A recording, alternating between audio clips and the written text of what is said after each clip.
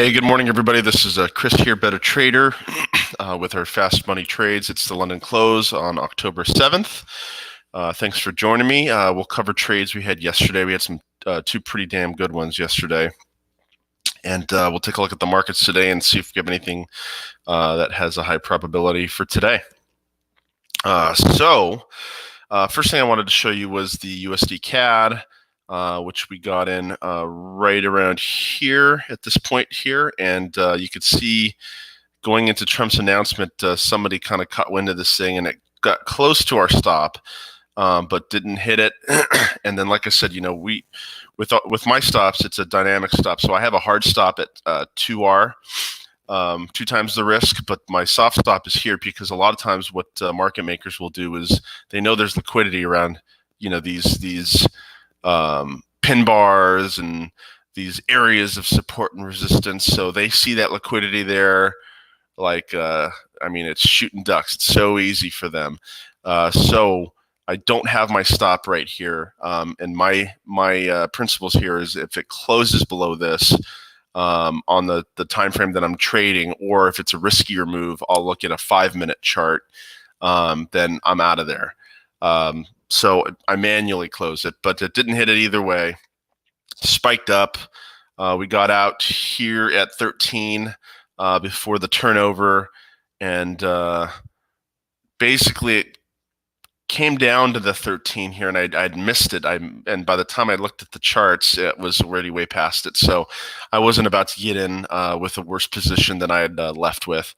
And we were looking at 20 more pips. So I wasn't about to risk 20 pips for 40 that I had just gained there. So it went straight on and hit profit target. So it was a pretty good trade, a 3-to-1 risk reward yesterday.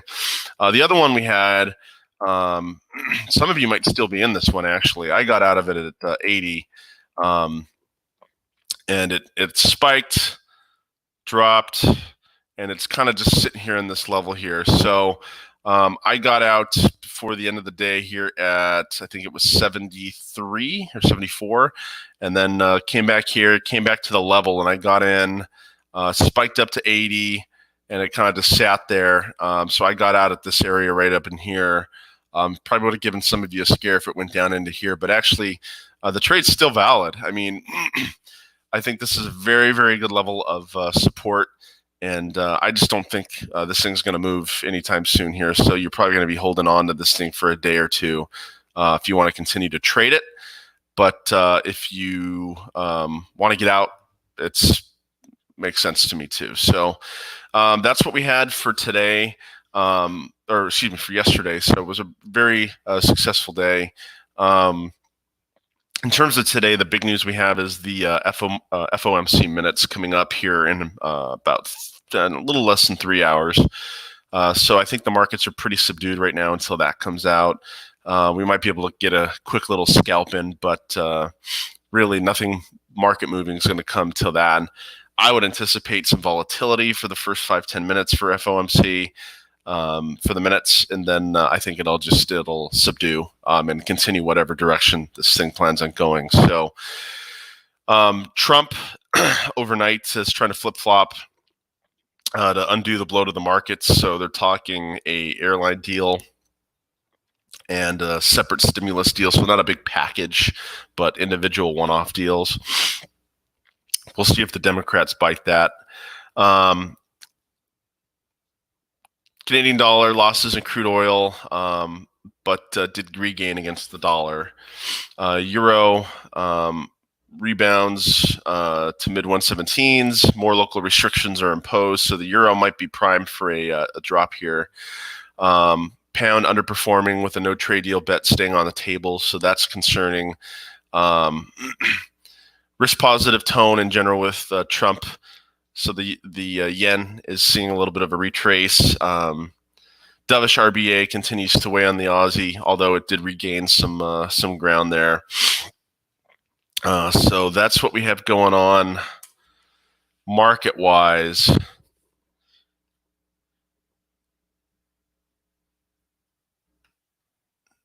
European Union is telling the ambassadors that he expects Brexit talks to extend beyond October 15th, 16th summit. However, the UK is saying that the 15th of October is their cutoff point. So expect some pound negativity there. Crude oil inventories, there was a surplus versus a negative expected. So that's not going to bode well for the Canadian dollar. Canadian IV PMI, not really a market mover. Purchasing Manager Index came in at 54.3 versus 67.8. So kind of painting a dovish picture for the Canadian dollar. Dow's up 418 right now. S&P, Nasdaq are up. VIX is up, or VIX is down. Excuse me. Most of the European markets finished down. FTSE slightly up. Oil down. Gold down.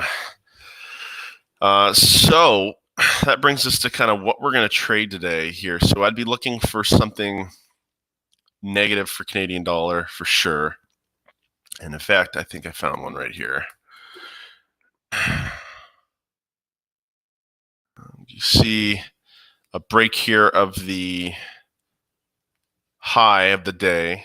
It's stalled. So the level's obviously 79.82.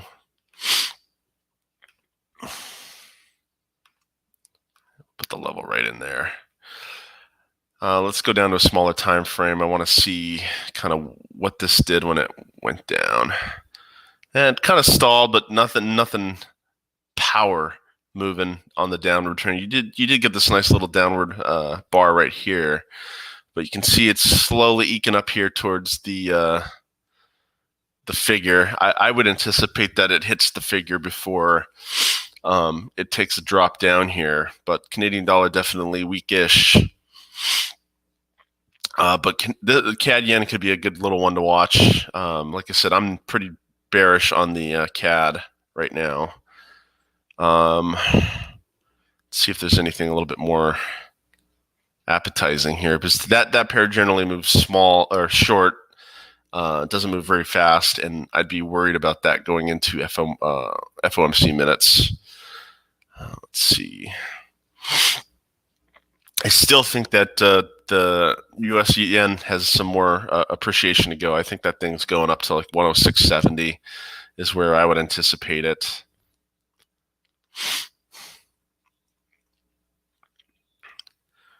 Let's take a look here if we find a quick little scalp.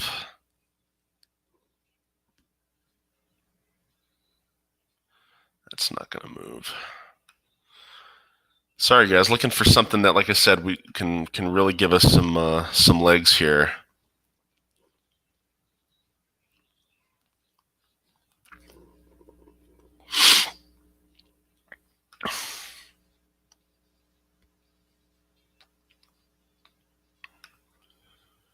No. USK is going to drift lower, I think.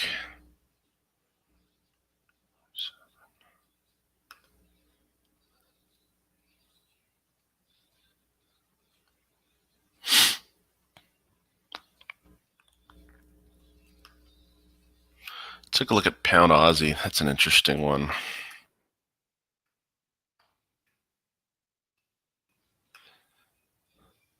So you see this real spike up. If this thing closes down into here, I'm going to take a short on this one, because I think the pound's going to be weighed on Brexit risks, and the Aussie is, even though there's dovish rhetoric from the RBA, I think it's going to outweigh the pound here. So let's take a look at the volume.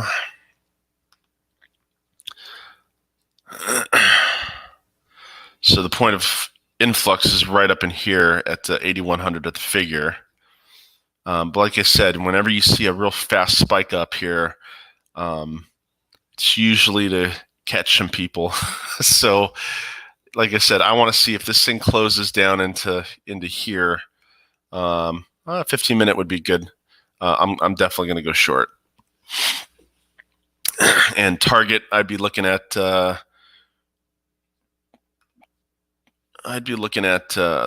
just below the lows here to catch some of these orders. I think we could probably see.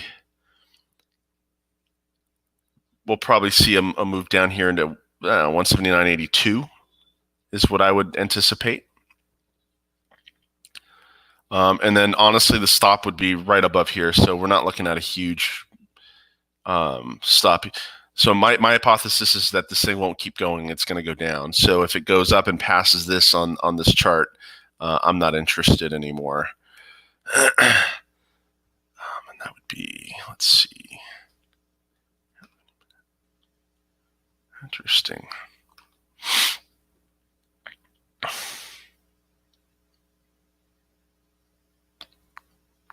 So I want to wait for these 10 minutes here. I want to see what this does. If it starts continuing to roll up here, then honestly, we'd probably see a move up to here at to 180, 150 to catch the liquidity up here. If this closes below, then it's going to go down in here, catch the liquidity down into here is what I would anticipate. So this bar is going to be important to kind of what direction I want to go. Like I said, if it closes above, we could probably target up here actually, and maybe keep our stop right below this bar right up in here. But the directional bias is definitely down. So let's see what it does, and we'll kind of go from there. All right, so give me about 9 minutes, and we'll see if we have a trade, guys. This could be good and pretty FOMC minutes proof, so to speak. So we shall see. I'll hop back on in a few minutes.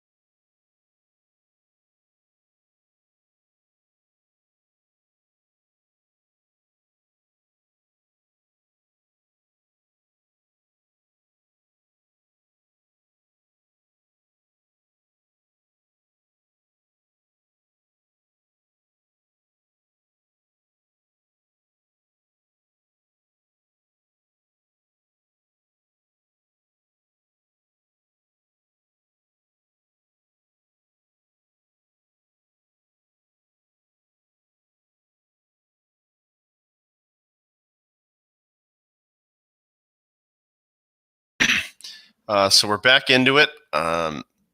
This bar didn't really give us a heck of a lot now, did it? It hit the point of control at 80.98 where most of the volume is, but it really spiked off of it. So what I'm going to anticipate is that we get up to here and then it rebounds down. I'm going to say, okay, if we're looking at a retracement and people are going to take the trade here, they're either going to go here or they're going to go here is in terms of their stop.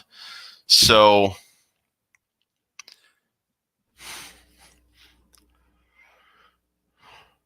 it just seems like the momentum is upward here on this one, so it doesn't seem like it's ready to go down yet. This could be a good one to kind of look at tomorrow when we do the session here.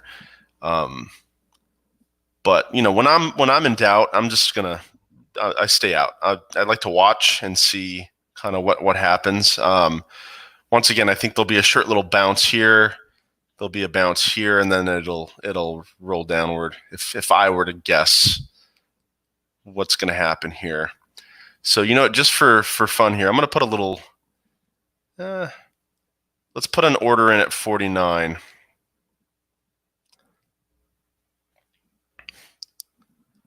So we're going to put a pending order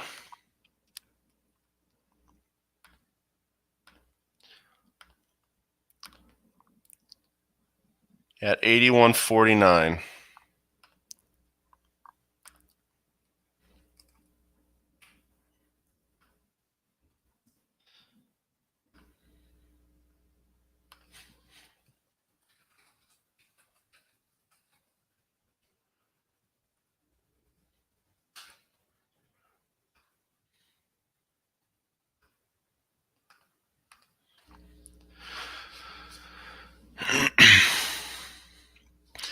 And if we got in here, our stop would be if it closed above the 81.70 81.70 mark. So we're looking at a 20 pip risk, and I'd be targeting down into here again. So we're looking at a huge reward to risk here if we can get it. So this one we'll keep on the side, and I'm going to post this to the room. If it hits, then great. If it doesn't, it doesn't. But like I said, it's already hit the point of control here. So if I'm other traders, I'm seeing this, I'm saying, oh, great retracement opportunity. If it is going to go in this direction, it'll definitely get up to here. And if it's going to continue going up, it's going to hit this level. But if it's going to move down, which I would anticipate, just because I see it, look at all this volume down, and then you just see this quick spike up. I would anticipate that they're looking for more liquidity, but it's happening faster. Shoot, we might miss it. Either that or it was a spike to get more people in there and then continue up. But we'll watch this. But let me see if I can find something live for us to trade, and we'll go from there. So I'll hop back on if this enters or if I find another trade that we can take today.